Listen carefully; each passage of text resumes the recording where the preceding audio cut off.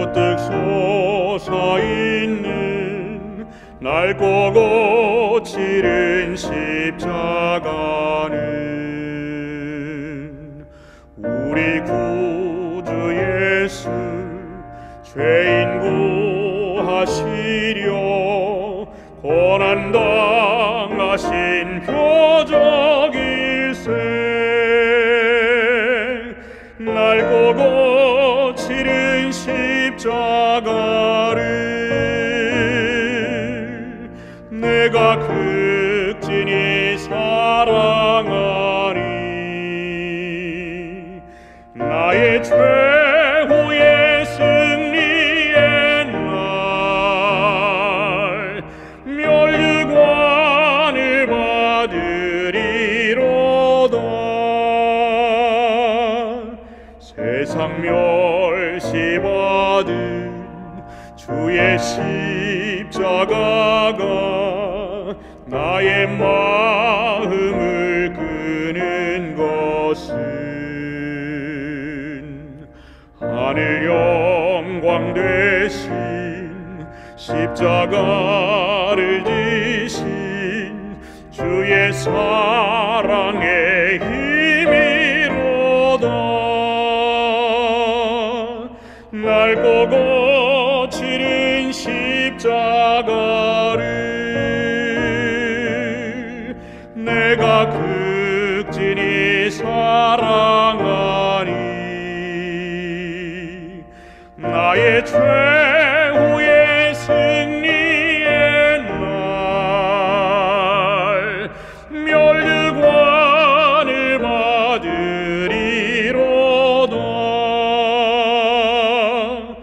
붉은 피로 물든 거친 십자가가 나의 눈앞에 존귀함은 나의 죄를 씻어 성별하시려고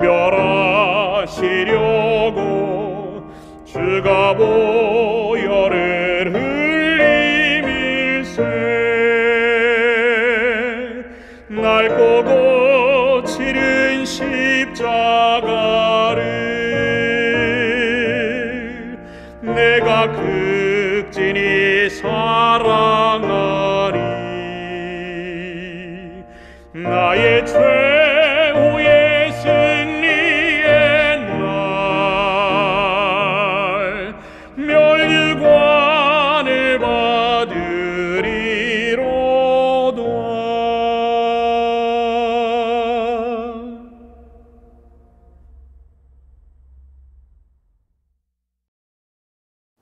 하나님 아버지, 주의 성령께서 우리 무디고 거칠은 마음에 하나님의 말씀으로 부드럽게 하여 주시고 또 예민하게 하여 주셔서 이 시간 말씀의 능력과 은혜를 경험할 수 있도록 인도하여 주시옵소서. 예수님 이름으로 기도드리옵나이다. 아멘.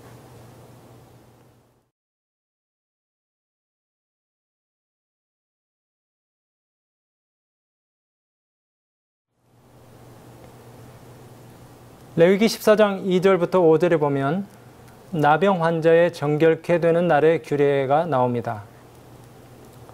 나병 환자가 진 가까이 오면 제사장이 진에서 나가서 진찰을 하는데 나았으면은 새 2마리와 백향목 그리고 홍색실 우슬초를 가져오게 합니다. 14장 5절에 보니까 가져온 새 2마리 중에 1마리를 흐르는 물 위 질그릇 안에서 잡게 하고 그 새의 피를 나병에서 나은 자에게 7번 뿌려 정하다 하고 다른 1마리의 새는 들에 놓아줍니다. 여러분, 젊고 예쁘고 힘있을 때에는 내 능력만으로 하나님 없이 살 수 있을 것처럼 그렇게 큰 소리칩니다. 또 그런 사람들이 많아요. 세상 것들이 주는 매력이 정말 대단합니다. 황홀하기도 하고 짜릿하죠. 시간 가는 줄을 모릅니다. 화장실 가는 시간이 아까워서 페트병에 소변을 보면서 모니터 앞에서 2박 3일 동안 컵라면만 먹고 꼼짝 않고 게임만 하다가 죽은 사람 있잖아요. 돈 버는 재미에 빠진 사람도 그래요. 갤럭시 S20를 손에 쥐는 순간에 온 세상이 다 내 것이 된 것 같아요. 손가락 끝 좌우 상하로 오르락내리락 쓸어 올리다 보면 주위를 둘러볼 시간이 없어요. 그 조그만 화면 안에 온통 신기한 것들 뿐입니다. 옛날에 100만 원 하던 필로폰, 요즘 한 대에 40만 원 한대요. 그거 한 대 맞고 신세계를 경험한다고 하는데 연예인들이 얼마 전에 그걸로 꽤 시끄러웠잖아요. 여러분, 마약 버금가는 권력은 또 어떻습니까? 우리가 높은 자리, 영향력 있는 자리에 오르면은 온 세상이 나에게 다 굽신되는 것 같고 내가 조종하는 대로 세상이 움직일 것 같아요. 도박과 노름, 경마, 그래서 집 담보로 잡히고 손목 잘리면 발가락으로 한다는 얘기도 들었어요. 하우스 도박을 경험했던 한 청년의 얘기도 제가 들어봤는데 정말 기가 막힌 얘기들이 많아요. 근데 이 세상 재미, 죄가 만들어낸 가공물들의 쾌락은 순간은 참으로 짜릿합니다. 그러나 무서워요. 왜 그렇습니까? 일단 한번 거기에 빠지면은 다시 나오기가 힘들어요. 계속 못 말라요. 갈증을 해소할 방법이 없습니다. 그리고 아주 속박됩니다. 아주 무섭게 올가매고 졸라버려요. 그 결말은 참혹하고 끔찍합니다. 세상이 그렇게 너그럽고 자비롭지를 못해요. 주었던 거 다 도로 뺏어갑니다. 죽도록 노예처럼 부려먹고 폐물이 되면 매몰차게 내던져버려요. 인기를 얻고 화려한 조명 앞에 서보고 싶었던 이 젊은 청년들을 돈벌이 수단으로 혹은 동물적인 욕망 해소 수단으로 실컷 부려먹고 이용해먹고 돈도 빼앗고 몸도 빼앗고 마음 영혼을 빼앗은 후에 황폐하게 갖다 내버립니다. 여러분, 그 뭐 연예 기획사나 이런 곳에서 하는 일들이 그렇잖아요. 사단이 자기들 유리할 때만 데려다가 쓰죠. 그리고 쓸모없으면 완전히 발가벗겨서 거기 다 내칩니다. 낡고 진부한 것으로 치부했던 신앙, 하나님의 말씀, 진리와 사랑, 그리고 참된 믿음의 길로 돌아서려 하지만 돌이키기에는 너무 늦었다고 생각할 때가 있어요. 여러분, 세상이 주는 쾌락은 잡힐 듯이 신기루같이 우리 마음에 희미한 전망을 계속 던져줍니다. 그런데 막상 가서 보면 거기 실체가 없어요. 또 기대를 안고 막 달려가 보지만 헛개비예요.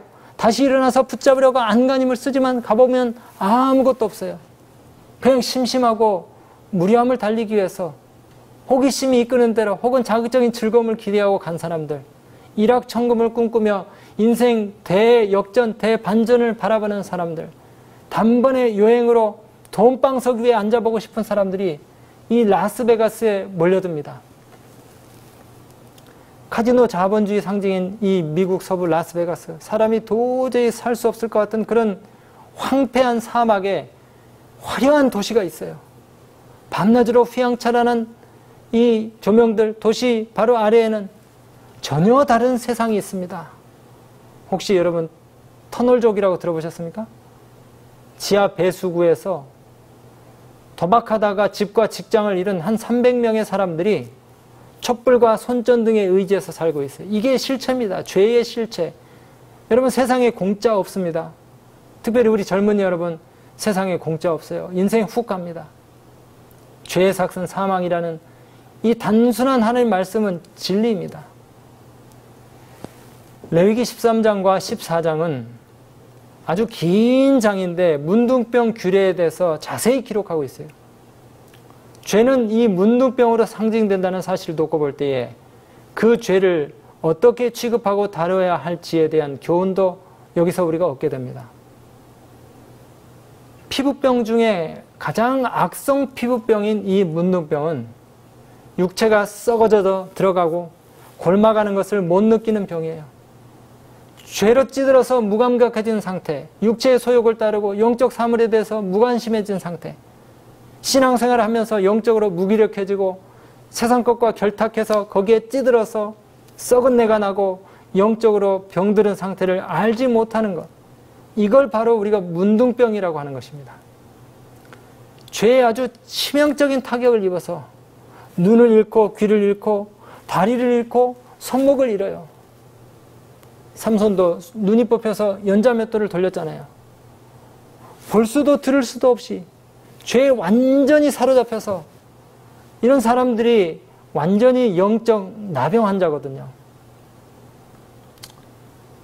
우리도 사실 다 정도의 차이가 있을 뿐 죄인이고 죄의 노예이며 사형 선고를 받았어요. 문둥병에 찌들은 환자들입니다. 근데 그리스도의 속죄의 사역, 그분의 희생, 그분의 보배로운 피가 우리를 깨끗하게 하셨어요. 그리고 죄의 문둥병으로부터 자유함을 입게 하셨습니다. 그 회복의 의미를 깊이 묵상하게 하는 내용이 바로 이 레위기 14장에 나옵니다. 문둥병 정결 예식을 통해서 그리스도의 속죄의 의미를 더 깊이 깨닫게 하는 것입니다. 오늘 이 내용을 제가 잠깐 살펴보려고 해요. 여러분, 문둥병자가 회복되면 제사장에게로 데려가서 나았다는 확증을 받기 위해서 정결 예식을 합니다. 특별히 살아있는 새 2마리를 가지고 행해지는 이 의식은 죽음과 파멸에 이르는 질병으로부터 또 이 죄로부터의 위협을 어떻게 우리가 극복할 수 있는지에 대해서 중요한 힌트를 주고 있습니다. 그리고 놀라운 속죄의 표상, 죄로부터 자유함을 입은 사람의 행복을 정말 상징하고 축하하는 놀라운 속죄의 표상이 거기에 담겨져 있는 것이에요.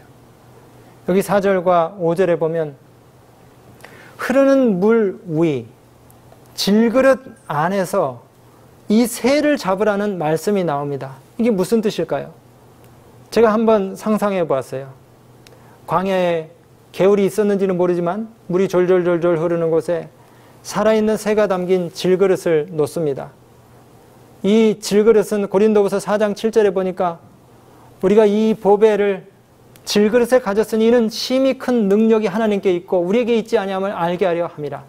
이 질그릇은 우리 연약하고 보잘것없는 인생을 상징합니다. 인생들을 상징해요. 즉 질그릇 같은 인성을 쓰고 오신 예수님, 우리 주님, 또 새로 상징된 이 육체 안에 계신 그리스도께서 인성으로 상징된 질그릇 육체 안에서 희생을 당하시는 거예요. 그리고 흐르는 물 위에서 새를 잡는다는 이 말로 표현이 되었습니다. 여러분, 질그릇 안으로 흐르는 물이 들어오겠죠? 그리고 그 그릇 안에 있는 새를 잡기 위해서 이 날카로운 칼로 찌르면 새의 몸에서 나온 피가 그릇 안으로 차오르는 이 물과 함께 번져서 흐르는 물과 같이 질그릇 바깥으로 나가겠죠. 그럼 이 모양이 마치 질그릇에서 물과 피가 나오는 모양이 되는 겁니다. 마치 우리를 위해 깨지기 쉬운 질그릇과 같은 인성을 쓰신 예수님께서 옆구리가 창에 찔리시면서 피와 물을 쏟는 장면과 같아요. 요한복음 19장 34절에 그중에 한 군인이 창으로 옆구리를 찌르니 곧 피와 물이 나오더라. 이것은 우리 죄와 더러움을 씻는 보혈의 샘을 상징하는 예수님의 옆구리에서 터져 나오는 장면을 복음적으로 묘사한 규례인 것입니다. 우리 육체 안에서 그리스도께서 희생당하시고 피 흘리시고 고난당하신 것을 상징하는 것입니다. 이 새는 흐르는 물 위에서 죽임을 당한 어린 양이신 그리스도의 흘러넘치는 피에 정결케 하시는 효능, 곧 유다와 예루살렘을 위하여 열리는 죄와 더러움을 씻는 셈의 상징인 것입니다. 우리는 그리스도의 속죄의 피에 자유롭게 접근할 수가 있습니다. 우리는 이것을 죄 많은 인간에게 언제나 허락되어 있는 가장 귀중한 특권으로, 가장 큰 축복으로 여겨야 한다.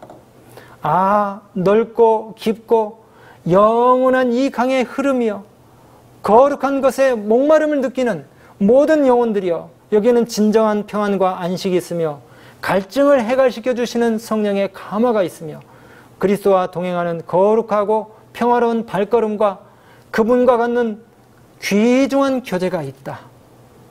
그렇다면 우리도 요한과 함께 세상 죄를 지고 가는 하나님의 어린 양을 보라 라고 말할 수 있지 않겠는가? 1894년 편지 87페이지에 나오는 내용입니다. 정말 아멘이지 않습니까?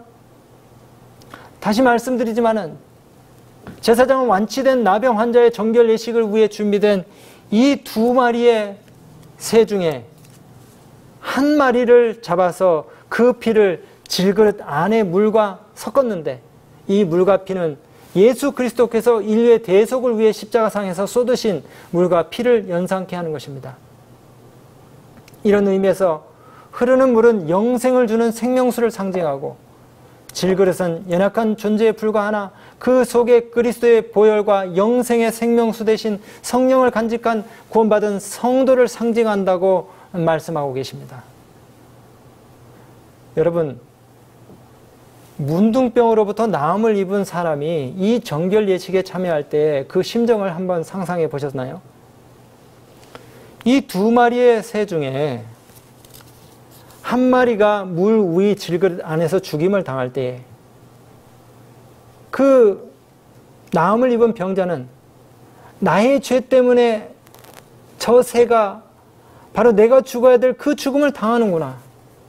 영적으로는 범죄하여 죽을 수밖에 없는 나의 죄짐을 대신 지시고 십자가에서 달려 돌아가신 예수 그리스도의 대속적 사역을 생각하면서 참회의 눈물을 흘리게 되는 것입니다. 레위기 14장 4절부터 8절에 보면 새 두 마리 중에 또 다른 두 번째 새가 나옵니다. 근데 이 새에게는 첫 번째 새에게서 나온 피를 묻혀요. 그리고 들판으로 날려보냅니다. 이것은 1차적으로 나병 환자가 그 병과 부정에서 해방되어 자유롭게 날게 된 것을 상징합니다. 이 살아있는 새는 들에 자유롭게 놓아주었는데 이 새가 자유함을 얻게 된 것은 전적으로 이 죽은 새의 피 때문이라고 할 수가 있는 것이에요. 죽임을 당한 새의 피에 적셔져서 자유를 얻어 행복한 삶을 누리게 되는 다른 한 마리의 새의 이 놀라운 상징은 우리의 속죄의 표상인 것입니다. 이 의식 속에는 숨겨진 보물과 같은 진리를 탐구하는 자에게 사망과 생명이 제시되고 우리의 구속자의 용서하시는 피와 부활과 생명이 한데 어우러져 있다고 말씀하십니다. 여러분, 죽을 병에 나았다고 선언받은 사람의 그 기쁨과 행복과 환희에 대해서 한번 생각해 봅시다. 얼마나 기뻤겠습니까? 내일이 아니 지금 이유가 보장되지 않은 자들의 삶이 얼마나 불안할까요? 우리나라 사형수들에게는 이 사형 날짜를 알려주지 않는다고 합니다. 여러분, 차라리 알려주는 게 낫지. 사형수들 중에는 이렇게 기도하는 사람들이 있대요. 그 붉은색 명찰, 사형수죠. 이것을 가슴에 단 나는 매일 간절히 기도했다. 차라리 지금 당장 형을 집행해 준다면 좋겠노라고. 언제 이 생을 마감할지도 모른다는 불안은 세상에서 가장 잔인한 형벌이라고 매일같이 되뇌이었다. 한 사형수의 일기예요. 여러분, 그런데 사형 집행 당일이 되면 삼정목이라는 곳을 지나갑니다. 의무실과 집행장으로 갈라지는 길이에요.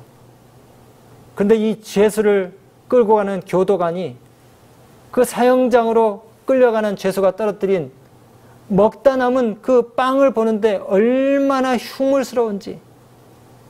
근데 여러분, 반대로 이러한 사형수에게 무기징역이나 감형을 선고할 때 그가 느끼는 행복은 말로 할 수가 없는 것이에요.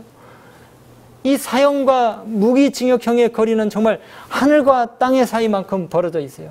천국과 지옥의 차이만큼 희비가 엇갈리는 것입니다. 삶과 죽음의 갈림길이기 때문에. 감형을 받은 이 죄수는 천하를 얻은 듯 두 손을 높이 들고 흔들어대면서 입끝이 귀 밑에 닿을 만큼 기뻐합니다. 사형 선고에서 무기징역 그리고 석방을 받은 사람들의 이야기를 제가 좀 읽어봤어요. 91년도에 대구 교장 부부 살해 사건의 주인공이었던 이 배정수 씨라고 하는 분이 도박빚을 갚으라는 그런 그 주인집 친척 아저씨하고 말다툼 끝에 자기 그 친척 아저씨를 살인을 했어요. 1992년 4월 26일 날 사형 언도를 받았는데 참 운이 좋게도 정말 이분은 행운아 중에 행운아예요. 자기를 변호하고 그 다음에 교화자로 나섰던 그분 때문에 감형이 되고 그 다음에 가석방이 되고 나중에는 그분의 그 지원을 받아서 결국은 석방이 되게 됐어요. 그 변호사의 도움으로. 사형 언도를 받은 이 사형수들의 심정을 생각하면서 한 기자는 이렇게 글을 쓴 것을 제가 봤어요. 명치 끝에서 어지러움이 일었다. 구역질이 올라왔다. 삶도 꿈도 미래도 재판장의 주문과 법봉 아래서 산산조각이 났다. 죽음에 대한 두려움이 엄습했다. 창문 밖으로 보이는 빨간 벽돌집, 30m쯤 떨어져 있는 저곳이 사형장이라고 수감자들이 귀띔했다. 하늘에서 두꺼운 밧줄이 내려오고 바닥은 철커덕 하는 소리와 함께 꺼지는 꿈을 이곳에 온 뒤 매일 꾼다. 근데 반대로 여러분, 자유를 선언받은 사람의 이야기를 들어보십시오. 1992년 8월 10일 죽음의 문턱까지 가 있었던 그 사람이 그에게 불길한 예감과 기적을 바라는 그런 희망이 교차했어요. 이제 선고일은 다음 주 수요일인데 아직 사형이 확정되지도 않았는데 오늘 집행할 리가 없는데 기적을 바라면서 출정 준비를 합니다. 항소심으로 원심을 파기하고 피고인 배종수를 무기징역에 처한다. 탕, 탕, 탕. 아주 좋아서 미치는 거예요. 이 사형수가 느끼는 그 기쁨과 감사가 얼마나 컸겠습니까? 출소를 하자마자 병원을 찾아갔어요. 자기의 시신과 장기를 다 기증하겠다고 희망자로 등록했습니다. 한 달에 나을 뿐인 그 시간들, 이 휴일들을 중증 장애인 시설에서 보내면서 악기 연주를 하고 봉사를 하는데 하나도 피곤하고 힘들지가 않아요. 이제 무지개 출장 광택 대표가 되어서 또 상조회사 운구차 기사 일을 하면서 법무부 교정기관과 이 죽음의 절망을 극복한 그런 행복 주제로 150배 이상 다니면서 강연 특강들을 하는데 1분 1초도 시간을 낭비하지 않는다는 겁니다. 너무나 자기에게 주어진 새로운 삶의 기회가 감사해서 기뻐서. 여러분, 그 감격을 이 나병 환자가 분명히 느꼈을 것입니다. 뭘 해도 행복하고 뭘 해도 기쁘고 뭘 해도 의욕이 넘쳤을 것이에요. 여러분, 우리 너무 기쁘면 잠이 안 오잖아요. 소풍 가기 전날 밤에 혹은 수학여행 가기 전에, 그리고 제대하기 직전에 며칠 그 사단 휴양소에 있을 때 아마 그런 기분들을 느껴보셨을 겁니다. 그리스도의 보혈의 피로 구원함을 받은 저와 여러분의 삶이 그렇게 돼야 되는 것입니다. 이 구원의 감격, 새로운 삶에 대한 희망과 감사, 주체할 수 없는 그분에 대한 사랑, 도무지 너무 감사해서 감당할 수 없는 이 기쁨을 무엇로 보답할까? 여러분, 정결 예식 때 이 새 2마리 외에 제사장이 또 가져오게 하는 것들이 있습니다. 백향목이 있고요. 이 백향목은 레바논의 특산물로서 우리나라 그 소나무처럼 위로 곧게 뻗어서 아주 그 품위가 있는 나무예요. 뿐만 아니라 그 나무의 재질이 굉장히 강하고 좀이 먹지를 않고 잘 썩지도 않을 뿐더러 광택과 향기가 아주 아름답습니다. 그리고 오래 보존되는 그런 특징을 가진 희귀한 나무예요. 근데 이런 나무가 나병 환자의 정결 예식에 특별히 사용된 이유는 나병이 죄의 부패성을 상징하는 반면에 이 백향목은 죽음을 극복한 생명의 능력 또는 생명의 영속성을 상징하기 때문입니다. 두 번째로 제사장이 가져오게 하는 것이 있는데 그것은 홍색실입니다. 붉은 피 색깔을 나타내요. 1차적으로 이 홍색실은 그 건강한 피, 새롭게 회복된 그 건강한 피, 회복된 혈색, 활기찬 생명으로의 신선함, 이런 것들을 의미하는 것이에요. 또 더 나아가서 구속사적으로 홍색실은 특별히 예수 그리스도의 보혈로 말미암아 얻게 되는 구원의 능력을 상징하는 것입니다. 세 번째로 제사장이 가져오게 하는 것이 있는데요. 우슬초입니다. 이 우슬초는 고대 근동 지역에 담벼락에 흔히 자라는 박학과 식물로 그 냄새가 굉장히 향기로워요. 열왕기상 4장 33절에 나옵니다. 나병 환자가 그 병으로 인해서 풍기는 악취가 얼마나 심했겠습니까? 근데 여기에서 해방되었음을 나타내기 위해서 사용된 것이에요. 뿐만 아니라 성경에서 이 식물은 주로 희생제물에 피를 뿌릴 때 사용됐는데 죄와 부정으로부터 정결케 하는 능력을 상징하는 것입니다. 저는 말씀 마치면서 출애굽기 15장 26절의 말씀을 다시 떠올립니다. 우리 하나님은 치료하시는 하나님이시니라. 여호와 라파, 그런데 우리는 늘 기억해야 합니다. 이 죄의 잔혹성, 파괴적인 속성을 우리가 기억해야 돼요. 그래서 이 레위기 13, 14장에 그렇게 길게, 여러분 한번 레위기 13, 14장을 보세요. 절수가 굉장히 많습니다. 문둥병에 관한 그런 규례를 길게 말씀하신 이유가 있는 것이에요. 문둥병은 감각을 마비시키는 병입니다. 무감각한 병, 썩어 들어가는 줄도 모르고 계속해서 침투하는 병. 마약하는 사람들이 그래요. 잠깐의 쾌락을 위해서 처음에는 호기심으로 살짝 발만 담갔다가 빼겠다고 시작하죠. 근데 죄라는 것이 그렇지 않아요. 첫 번째 대문을 여는 순간 두 번째, 세 번째 유혹의 문이 훨씬 더 쉽게 열립니다. 무미건조하게 재미없게 맨날 똑같이 다람쥐 쳇바퀴 돌듯이 그렇게 살려면 왜 살아? 난 정말 이렇게 구질구질하게 살기 싫어. 근데 여러분, 그렇게 경솔하게 뱉은 그 말들이 얼마나 큰 후회를 불러올지 생각해 봐야 합니다. 여러분, 인생 별거 아닙니다. 자기를 위해서, 자기 쾌락과 기쁨과 즐거움을 위해서 산다고 목표를 정해보세요. 금방 허무해집니다. 더 짜릿한 거, 더 말초적인 걸, 그런 걸 찾다가 어느새 망가진 자신의 영혼을 발견하고 놀랄 때가 올 수 있다는 것이에요. 여러분, 인생은 희생입니다. 인생은 헌신입니다. 인생은 손해보고 사는 것이에요. 호구로 취급받아도 그냥 허허 너털 웃음 한번 웃고 지나치는 사람이 오히려 지혜로울 수 있어요. 자존심 지키려고 끝까지 대항하다가 병 걸립니다.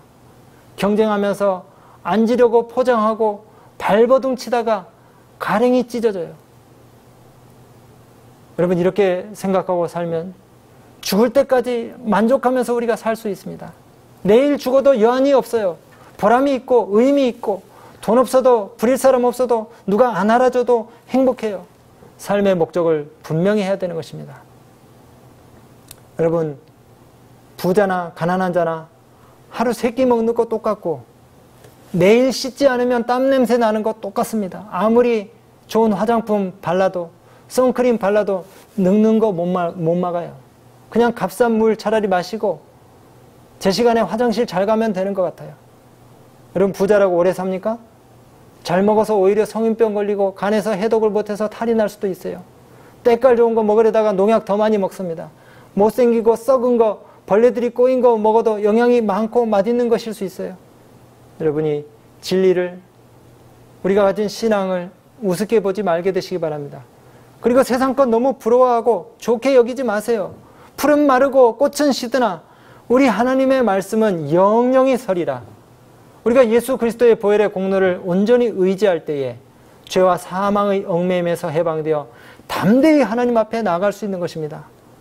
죽음으로부터 노인받아 살아낸 그 새와 같이 넓은 창공 위로 훨훨 날아다니면서 죽음의 나병, 죄로부터 해방된 우리들도 위의 것, 신령한 것, 영원한 것을 위해서 날아오르는 진실한 그리스도인들이 되어서 영원한 자유를 날마다 순간마다 누리게 되시기를 간절히 바랍니다.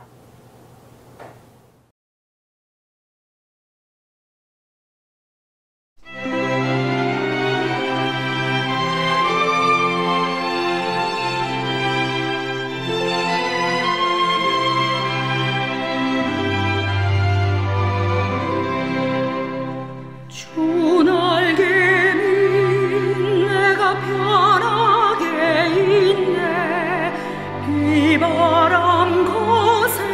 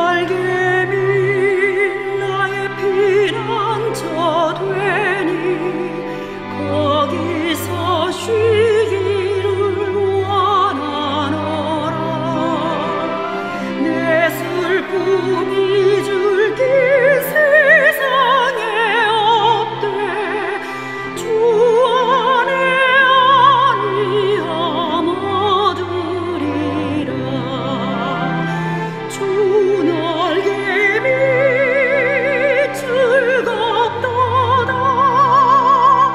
그 사랑 끊을 자는요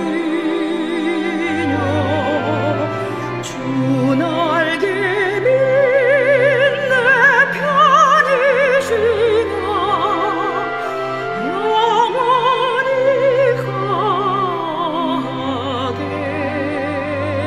가겠네 주 날개 밑 귀한 희락이 있네 생전에 걱정 다 지나도록 그곳에 숨어 돌보심을 받고 주 안에 가여 쉬리로다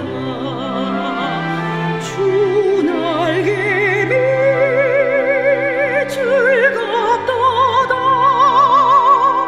그 사랑 끊을 자는요 주 날개 밑 내 편이시며 영원히